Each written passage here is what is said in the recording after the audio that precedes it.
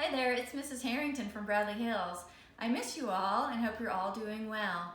This week is Mother's Day, and I want to do something very special for my mother, and I bet you do too.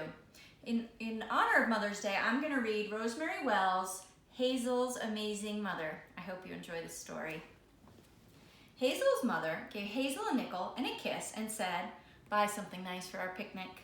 "I will," said Hazel, and she wheeled Eleanor's carriage down the street. Hazel stopped to help the mailman.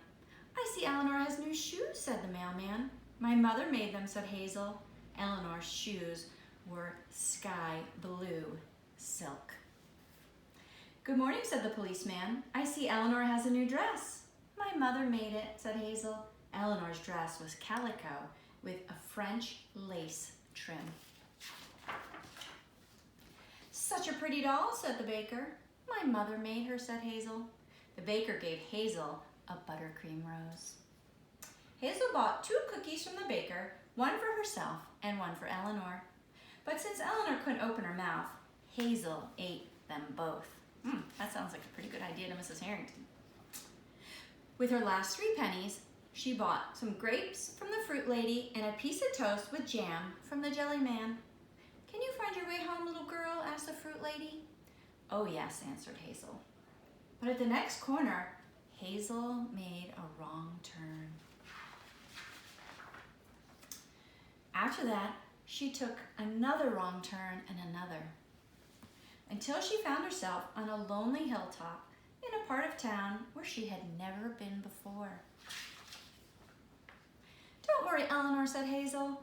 "We'll find our way back." Just then a voice rang out, "Hey, Doris, somebody's stealing our ball." In a flash, Hazel was surrounded. "What should we do, Doris?" asked the other boy. "If she's going to play with our ball," said Doris, "we'll play with her doll." You see, their ball ran into the baby carriage, but Hazel didn't know that, and neither did Eleanor. Eleanor was tossed from hand to hand. Off came her blue silk shoes. "Stop!" Hazel shouted. Higher and further they threw her. Off came her calico dress. Out came her stuffing. "No!" pleaded Hazel, but she was powerless to stop them. Oh no, Eleanor is flying. When they finished with her, Eleanor was little more than a rag. "Eleanor, my Eleanor," said Hazel. "Let's ride the carriage down the hill," said Doris. Hazel rocked poor ruined Eleanor in her arms. She heard the carriage splash into the pond at the bottom of the hill. "Oh, Mother," she cried, "Mother, I need you." At just that moment, on the other side of town, Hazel's mother was picking the tomatoes for their picnic. Something told her Hazel needed her. A drop of rain fell. Then it began to pour, and a great wind sprang up. It blew the picnic basket over the garden wall. Hazel's mother caught hold of it, but the wind was so strong. You could see the wind there blowing everything. It was so strong it swept the blanket, Hazel's mother, the picnic basket, and a dozen tomatoes over the tree tops as if they were no heavier than the blowing leaves. The blanket filled with air, ballooned out, and sailed over town. At last it lodged in the very tree where Hazel was sheltered from the rain. Doris and the boys were about to run home when Hazel's mother's voice boomed from overhead. "Wait just a minute." A tomato hit Doris smack between the eyes. "Don't make a move without fixing Eleanor," Hazel's mother roared. "Who are you?" Doris squealed.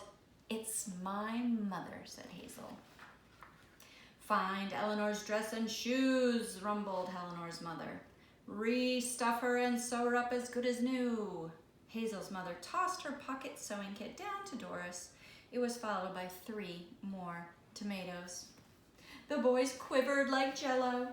"It was all Doris's fault," they yelled. Hazel's mother laughed thunderously.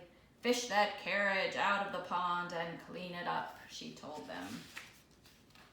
There's the mom up in the tree. The boys scrubbed feverishly. Doris sewed like a machine.